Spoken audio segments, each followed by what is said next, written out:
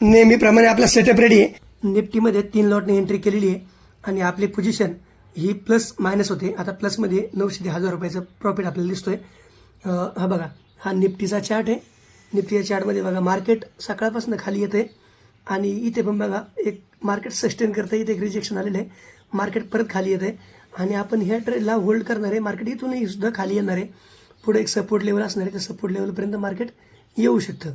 आणि हा बघा प्रीमियम चार्ट आहे, EMAच्या वरती जस्ट कॅन्डल क्लोज आहे आणि इथून चांगल्या प्रकारे प्रॉफिट म्हणजे 370 ते 80 पर्यंत मार्केट जाऊ शकतं।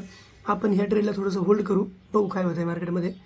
आणि हे बघा इथे कॅन्डल बनते आहे, हा कॅन्डलचा आपला अभ्यास आहे। याच्यावर जर प्रॉपर आपण अभ्यास केला तर नक्कीच मार्केट आपल्याला सक्सेस देईल आणि 100-150चं प्रॉफिट आहे। या ट्रेडला आपण थोडंसं होल्ड करून बघू काय घडते मार्केटमध्ये।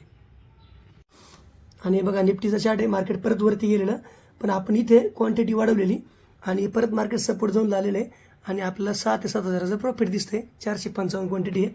हा बघा प्रीमियम चार्ट आहे, 372ला आपला कॉल चालू आहे, 355ची बाईंग आहे आणि 7.5 ते 8 हजाराचं प्रॉफिट आहे। इथून जर मार्केट वरती अजून गेलं तर एकदम फुल जास्त फायर होईल इकडनं, हा ट्रेड पूर्णपणे फाटणार, पण काय हरकत नाही।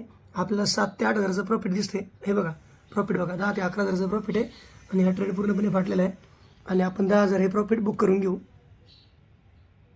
डन।